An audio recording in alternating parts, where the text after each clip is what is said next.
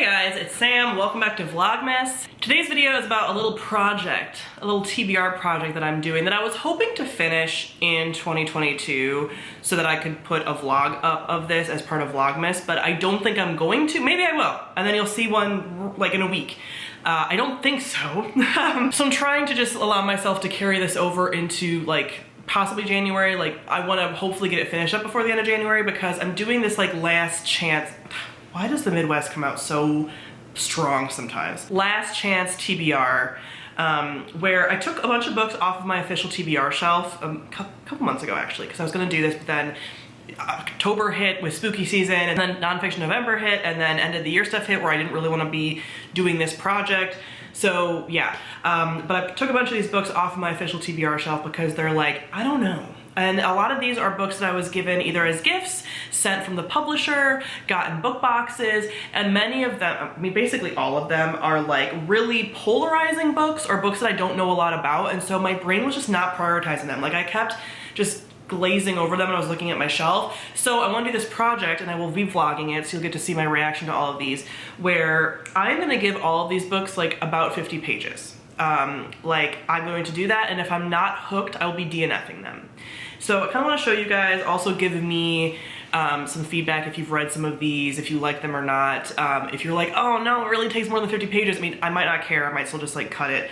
But I'm wanting to do that because I have a whole TBR project that I'm doing that you'll hear about, I think at the end of Vlogmas. I think it's my last Vlogmas video. If not my last Vlogmas, it'll be like the very beginning of the year. But I'm doing a TBR project, so I kind of wanted to get these off my TBR so they don't count for that TBR project. So that's kind of what I'm thinking. So if I can get this before the end of the year, which right now it's the day before Christmas Eve when I'm filming this, and I have a couple books I want to read for Christmas, then I'll have like maybe a week to fly through some of these and see. But I'm thinking some of these I'll actually want to read, which is why I can't just like be DNFing all of them, because I don't think that I will. So that's why I don't think I'm going to officially get it done before the end of the year, but I don't know if I'll mark any of these books as like officially part of my TBR for this challenge. I don't know, we'll see, but I want to show you what I was thinking about reading. The first is Passing Strange by Ellen Klages. Klages? Yes. This was a book that was sent to me by my friend Bree, who was one of the mods in the bibliothecary and someone who sends me books on occasion. And this is less of one that I like have heard bad things about. It's just one that I don't know anything about. It is like a lesbian historical, is there magic? It might just be, no, yeah, World Fantasy Award. But it's Sapphic, taking place in the 1940s, around a World's Fair, all these things. So this is one that I actually think that I will like, but my brain just keeps not going to it because I don't hear people like talking about it all the time. So I'm not like, oh yeah, let's get to that one. Like my brain just like passes over it. So this is my incentive to like fully get to it. Then we have Witches Steeped in Gold by Shannon Smart. And this is one that I wanted to read for a while. I was gonna try to read it during witchy season this year, and then I just didn't get around to it. I have an audiobook of it from my library that's like always available, but I don't necessarily always love trying to listen to YA audiobooks because I tend to not like the narrators. Like it's so hit and miss, but I just, they read for a younger audience, and I just tend to not like the voices they use.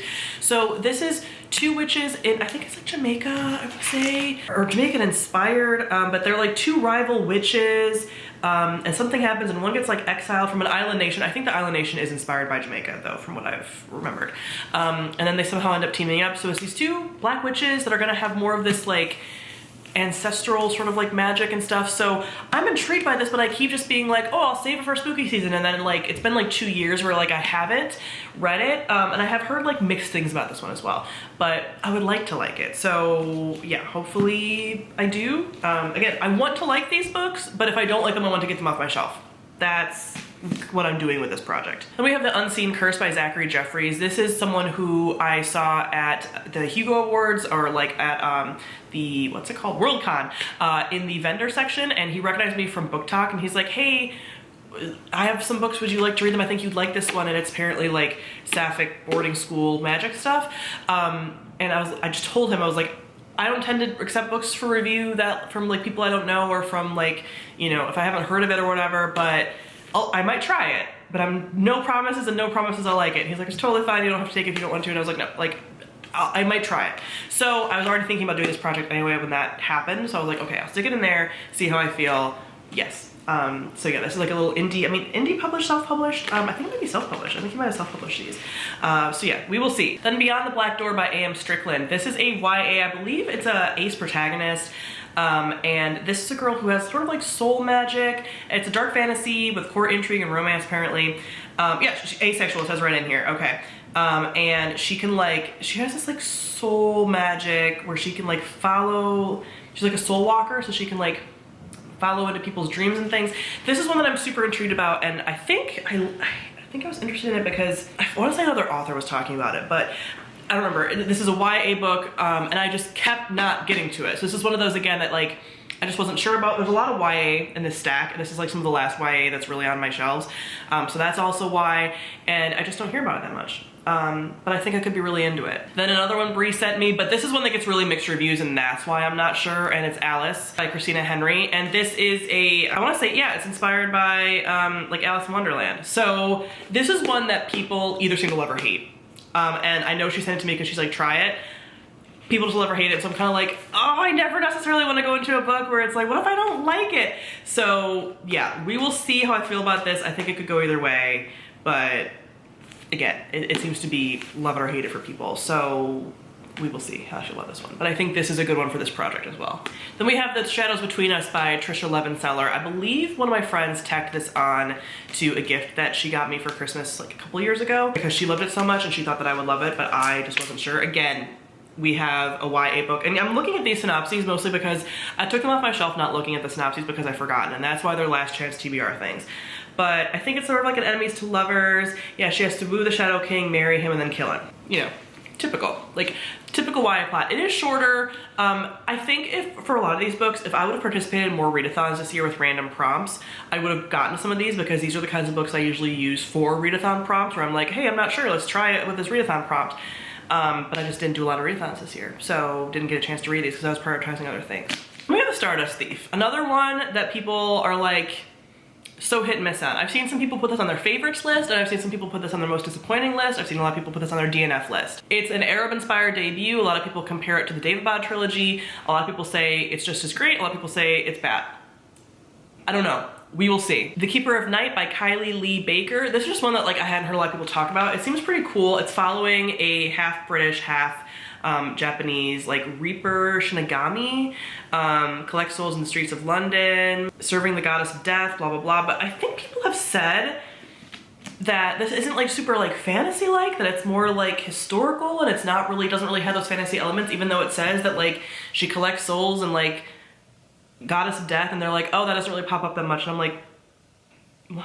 So that's why I've been kind of like, I'm not sure about this one, but I think this is another one that I could really love if it's giving me what I want it to be giving, which I don't know. The synopsis sounds like it is, and then people are like, oh, it's not actually what it says in the synopsis. And I'm like, what? Then we have The Midnight Lie by Marie Rukowski. This is one that I actually tried to read, I think in 2020, and just couldn't get into it and DNF'd it, but I wanted to return to it. So this is my return, my attempted return. Also, my Patreon supporters voted this month on a book that they wanted me to read from this stack, and this is the one that won as like, definitely prioritize this one and see if you like it. This was also the one that won when I did try to read it back in 2020 as like the monthly book pick. So my Patreon supporters really want me to read this, but I don't know. I mean, I loved her other series. It's set in the same world as the Winter's trilogy. This has a sapphic romance. All the things that I should like. I like her writing, but I couldn't get into it last time, but hopefully I'm in a better mindset this time, and I do really like this one. And lastly is a whole trilogy, but obviously if I don't like the first one, I'm DNFing the rest of it, and that is the Serpent and Dove series by Shelby Marin. I've talked about this a number of different times about like books I'm not sure about, books I might take up a TBR, blah, blah, blah, and people continue to be like, in between, but I think as time goes on, more people say that it's bad. So the publisher had sent me like a few years ago the entire trilogy, which I was like, oh my god. But they sent me the whole thing, so I have it. I don't know, again, a lot of these are YA books that I'm not sure about. This is a YA series about a witch and a witch hunter and like arranged marriage, eventually fall in love with their enemies, stuff. I don't know how they carry that out for 3 books, but whatever. So yeah. I might hate it, I might love it, I don't know. But those are all the books on my potential DNF TBR list. Like last chance TBR, not sure how I'm gonna feel. So like I said, I'll be doing a vlog documenting my experience with all these books, but the rule that I have for myself is 50 pages or bust. So let's see. Thank you all for watching. I'll see you guys soon. Bye.